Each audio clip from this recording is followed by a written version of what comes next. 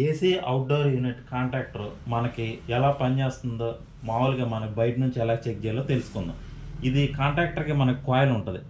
ఈ కాయిల్కి ఎప్పుడైతే రూపీస్ అనేది ఇస్తామో ఇక్కడ ఉన్న వోల్టేజ్ అనేది అక్కడికే జంప్ అవుతుంది. దానికోసం మనకి ఒక మెయిన్స్ కార్డ్ తీసుకొని రూపీస్ అనేది ఇవ్వడం జరిగింది. ఇక్కడ వోల్టేజ్ వస్తుందో లేదనేది తెలుసుకోవడానికి మల్టీమీటర్ సహాయంతో వోల్టేజ్ తెలుసుకోవచ్చు.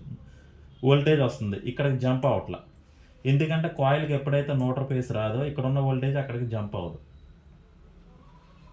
రావట్లా. ఇప్పుడు మనం డైరెక్ట్ రూపీస్ తీసుకున్నాం కదా, దానికి రూపీస్ అనేది ఇచ్చాము.